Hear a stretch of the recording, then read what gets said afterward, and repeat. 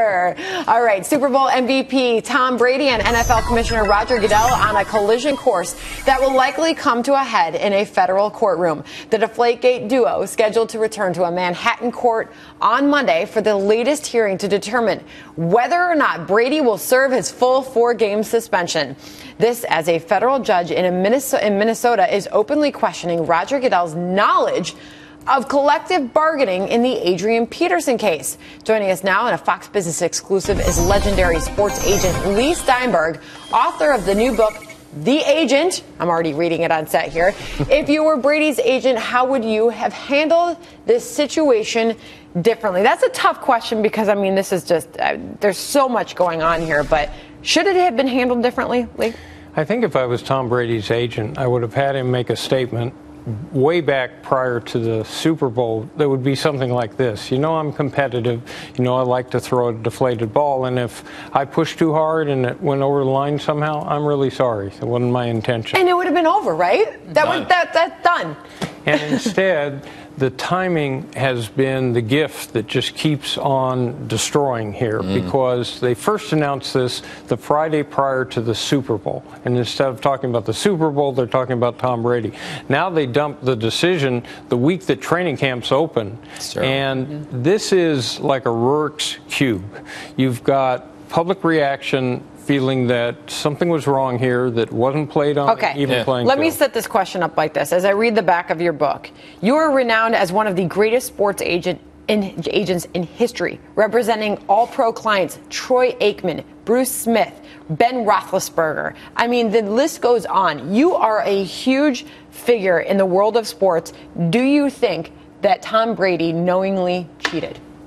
We'll never know that. But if you're asking... You can give me your best thought or guess.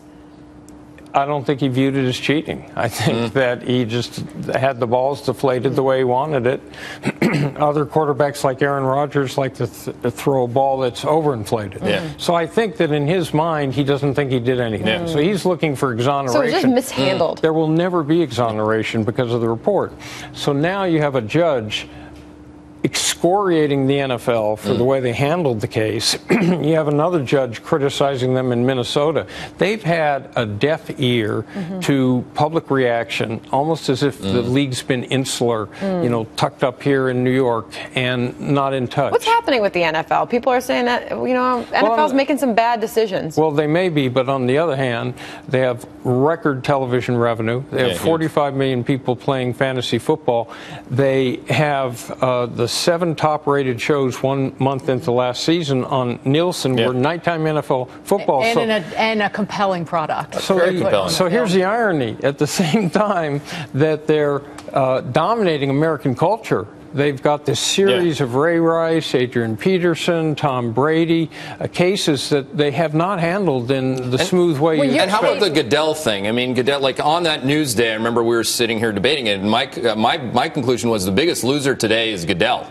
I mean, is his leadership role here as part of, you know, the NFL for all intents and purposes is also a cartel. The teams all get paid the same way. He's got to protect the value of the franchise. You know, at the end of the day, is he starting to create some negative value in that whole enterprise? I would tell you he's bulletproof because he's enriched the franchises.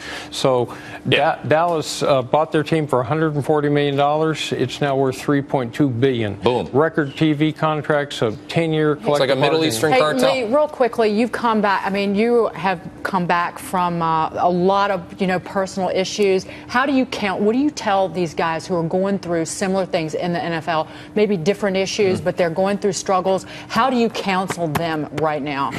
To, first of all, make sure as a human being they're very clear on how to appropriately behave. And they play a game that's a public entertainment. And you need fans to react to it. So you don't force feed fans an unremitting diet of athletic misbehavior or contract hassles, or you push the game away. We're not bringing bread and butter on the table. We're not providing transportation. I can't help but sit here and talk to you and think you are the sports agent behind the movie Jerry Maguire. I mean, it's unbelievable for people to hear your perspective on this. Well, Cameron Crowe followed me around, the director, for about 2 years. Really? And How cool he came is to that? NFL draft with me All and right. to Pro Scouting Day. If I could ask one more question, it would be, could you show us the money? Well, my client Maria refuses to work on any day that ends in the letter Y. Oh, my gosh. All right, are you going to do it for us, though? Sure. We're going to go to break on a little Show Me the Money. Show me the money! We'll be right back.